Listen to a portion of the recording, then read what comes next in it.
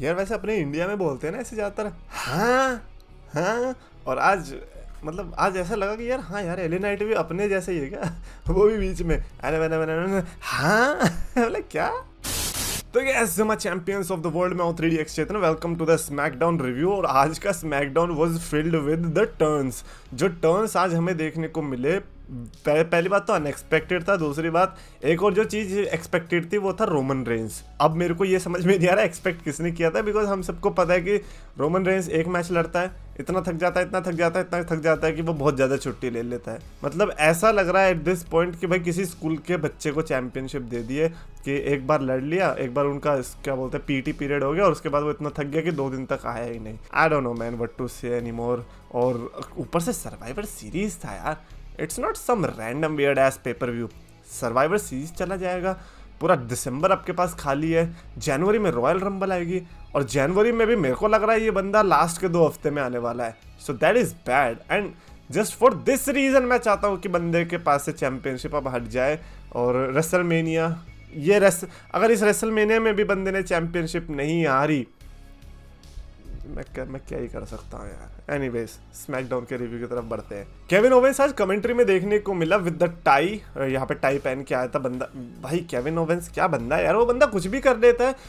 उसके में से जो वो केविन ओवेंस की कोर है वो जाती नहीं है। वो बंदा फनी बनने की कोशिश करता है, वो रहता है, लेकिन वो केविन ओवेंस दिखता है। जैसे यूजुअली लोगों को क्या होता है पूरा कंप्लीट स्प्लिट पर्सनैलिटी हो जाती है, केविन ओवेंस के केस में ऐसा दिखता नहीं है। And I really enjoyed Kevin Owens in commentary, like one of the few superstars जिनको मैं एक्चुअली में कमेंट्री में एंजॉय कर सकता हूँ while they are wrestling, and Kevin Owens is one of them. एक तो सीएम पंक भी उनमें से एक है। अब यही होता है जब आपके पास स्टोरी लाइन नहीं होती, रोमन रेंस के पीछे आप जा नहीं सकते क्योंकि रोमन रेंस आता नहीं है, सैमी ज़ेन रॉ में जा चुका है, जजमेंट डे इधर आती नहीं है, तो ऐसे में आपके पास बचा क्या कमेंट्री के अलावा। खैर LWO आती है सबसे पहले और विद रे मिस्टीरियो, अपना ज़ेलिना वेगा और बाकी के जो 2 जिनका नाम मेरे को कभी याद होता भी नहीं है, एंड संतोष एस्कोबार। और ये जो पूरी फैक्शन थी बेसिकली ये बता रही थी कि लोगन पॉल ने जो जीता है उससे हम कितने डिसअपॉइंटेड हैं कि मैं यहाँ पर चैंपियन होता अगर ये सब ना हुआ होता तो। और मैं ये कह रहा हूँ कि यार होता ना होता छोड़ो, तुमने ये देखा सांतोस एस्कोबार ने ही वो रख दिया था रिंग के पास, और मेरे को ये था कि यार क्या गंदा सा चीज़ है यार, क्लियर साफ दिख रहा है कि सांतोस एस्कोबार ने वहाँ पर रखा है, कौन करेगा ऐसा। बट कार्लिटो केम और जिस तरीके से कार्लिटो ने रे मिस्टीरियो के ऊपर चार्ज किया, जिस तरीके से अग्रेशन से उसने बताया कि अब पागल वागल हो गया, तो किसको ब्लेम कर रहा है? लोगन पॉल को। लोगन पॉल की तो हरकतें ही ऐसी, वो करेगा, लेकिन वहाँ रखा किसने था ये बता। वो ब्रास नकल वहाँ से हट जाता, but thanks to Santos Escobar वो वहाँ पर आया, जिसके चलते उन्होंने बीज डाल दिया कि देखो यार सांतोस एस्कोबार में ही कमी है। And that was so good. I think ये सेकंड टाइम है जब मैंने ये डिटेल नोटिस करी है। जो ट्रिपल एच करने की कोशिश कर रहा है वो ये कि छोटी छोटी चीज़ें जो होती है ना उससे बड़ी चीज़ बनाना, ये इजीली इग्नोर हो सकती थी, but my God they made it something. और सांतोस एस्कोबार को इतना गुस्सा आ गया कि यार उस पर ऐसे दगाबाजी का इल्ज़ाम लगाया, तो वहां से वो चला ही गया। LWO में दरार आ रही है और कार्लिटो के आने से आई है, आई डोंट थिंक सो, क्योंकि सांतोस एस्कोबार की जेन्युइनली वहां पर गलती दिख रही थी। तो मेरे को बहुत अच्छा लगा एक्चुअली में कि ये वाली चीज नोटिस हुई। और सोच एक टाइम था विंस मैकमैन का एरा, जब फिन बैरर के साथ इतना बड़ा कांड हो गया, रस्सी काट दी, किसने काट दी पता ही नहीं चला, चैंपियनशिप हार गया वो बंदा। और एक यहाँ पर है जो कि इतनी छोटी सी बात थी उसको भी देखा गया। तो आई थिंक ये डिफरेंस बनाता है ट्रिपल एच और विंस मैकमैन में। और मैं ये नहीं कह रहा कि ट्रिपल एच बढ़िया है विंस मैकमैन बढ़िया, बट मैं डिफरेंस पॉइंट आउट कर रहा हूँ कि अगर विंस मैकमैन के एरा में ये होता तो वहाँ पर ये चीज़ नहीं देखने को मिलती। विंस मैकमैन कहता है हाँ तो क्या हो गया, this is new month, enjoy the Diwali, enjoy the Christmas, या forget that crown jewel, we will see in the next Saudi show, who cares. So just for that I think मैं इसको काफ़ी अच्छा रेटिंग दे सकता हूँ। मेरे को लगता है कि स्मैकडाउन की अच्छी शुरुआत कर दी थी। आई वाज लाइक कि चलो रोमन रेंस अगर नहीं भी आ रहा है, अगर रोमन रेंस नहीं भी आ रहा तो उन्होंने कुछ अच्छा दे दिया है। बॉबी लैशली की एंट्री होती है विद द स्ट्रीट प्रॉफिट्स और बॉबी लैशली का मैच देखने को मिलता है अगेंस्ट कार्लिटो, है ना। 2007 के बंदे, भाई मेरे को बड़ा अच्छा लगता है ऐसे देख कर ना कि चलो 2007 के बंदे भी टिके हुए हैं कुछ तो। और बी फैब बैक स्टेज से मैच देख रही होती है लैशली का। हाँ लैशली बी फैब, भाई क्या पता बी फैब ने लैशली और लाना की स्टोरी लाइन देखी होगी, इसीलिए she is so genuinely excited. But whatever the reason is, आज हमें देखने को मिला कि कार्लिटो एक अलग ही मूड में था। स्टार्टिंग में इतना अग्रेशन, देन यहाँ पर जिस तरीके से स्ट्रीट प्रॉफिट्स और लैशली बचाने लग गए थे बेचारे कार्लिटो को। सांतोस एस्कोबार आया बचाने, बट क्या उसको बचाना कहेंगे? आई डोंट थिंक सो उसको बचाना कहेंगे। एलडब्ल्यू आती है पूरी की पूरी बाकी, और फिर सांतोस एस्कोबार रे मिस्टीरियो को ही अटैक कर देता है। और ये पूरा वो बटिस्टा वाला सीन देखने को मिलेगा। रिसेंटली मैंने डिस्कस भी किया था इस बारे में, जो 2009 में हुआ था, I think at bragging rights, जब बटिस्टा ने रे मिस्टीरियो को धोखा दिया था। वैसे ही कुछ आज हमें देखने को मिला, अपनी फैक्शन के बंदे ने, एलडब्ल्यूओ ने रे मिस्टीरियो को धोखा दिया, बहुत बुरा वाला दिया एक्चुअली में। और फिर I don't, should we expect something big from Santos Escobar, क्योंकि वो बंदा जेन्युइनली अच्छा है प्लेइंग बैड कैरेक्टर्स, जो कि हमने NXT में देखा था। गुड गाय के रूप में वो बेकार ही लग रहा था। लाइक अगर मैं किसी बैड सुपरस्टार की एग्जांपल देने की बात करता तो शायद मेरे मुंह से सांतोस एस्कोबार निकलता, लेकिन अब मेरे को लग रहा है कि वो चेंज होने वाला है सीन सांतोस एस्कोबार अब, क्योंकि स्प्लिट हो चुका है LWO से। और क्या पता हमें कुछ भयंकर देखने को मिले, क्या पता ये one of the best work भी हो सकता है अब तक का सांतोस एस्कोबार का। एंड रे मिस्टीरियो के अगेंस्ट आ रहा है तो चांसेस ज़्यादा है, क्योंकि रे मिस्टीरियो इतना अच्छा है कि उसके सामने अगर छोटी बुराई भी होगी तो वो बड़ी बुराई लगती है। उसके अलावा बेली, इयो स्काई, डकोटा काय एंड कायरी सेन, इनका सेगमेंट देखने को मिला। बेचारी बेली एक्सप्लेनेशन मांग रही है कि यार क्या यार, मेरे होते हुए तुमने इसको क्यों ओवरऑल पूरा हग वग करवा दिया। बिकॉज भाई लॉन्ग टर्म स्टोरी टेलिंग सोच रहे हो, लास्ट टाइम जब कायरी सेन टीवी स्क्रीन पर थी तब बेली ने धोया था कायरी सेन को, तो इसीलिए बेली को समझ में नहीं आ रहा था कि यार मेरा सही रहेगा इससे नज़रें मिलाना या वो सब करना।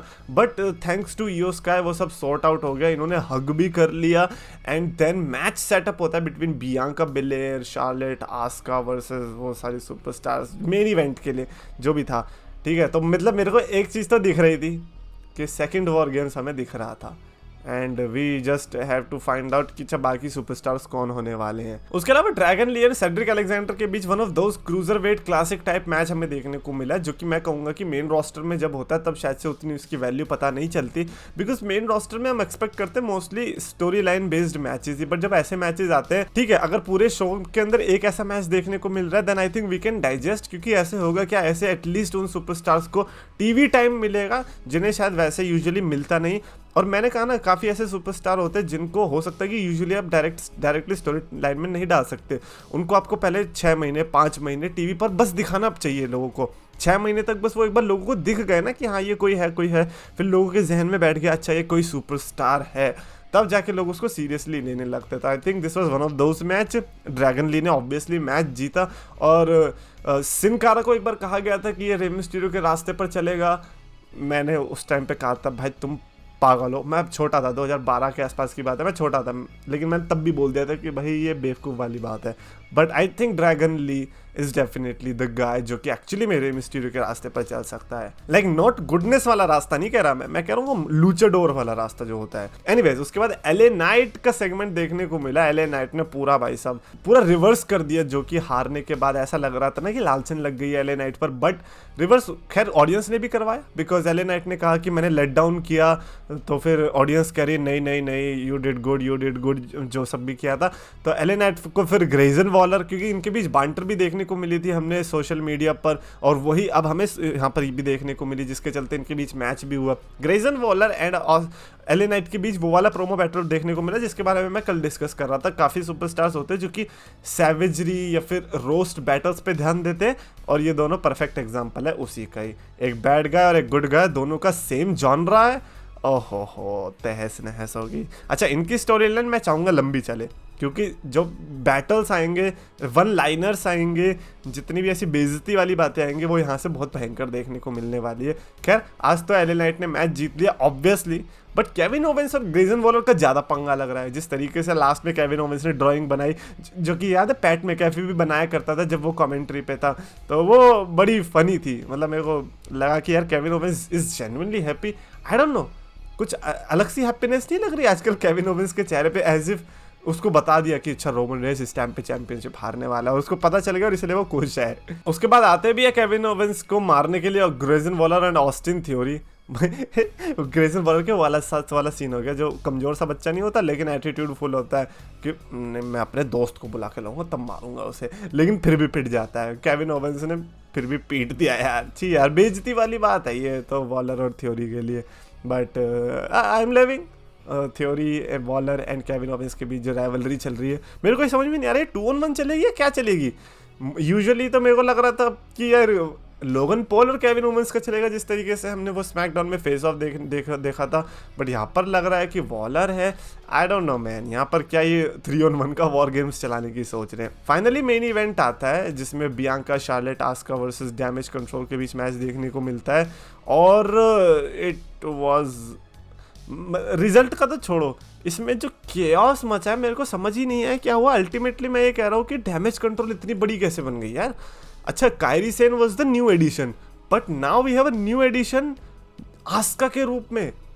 और ये तो होना भाई, मेरे को ये चीज़ पता चल गई भाई, जापानीज लोगों का बड़ी लॉयल्टी है यार। केविन ओवेंस को कुछ सीखना चाहिए जापानीज लोगों की बड़ी लॉयल्टी यार।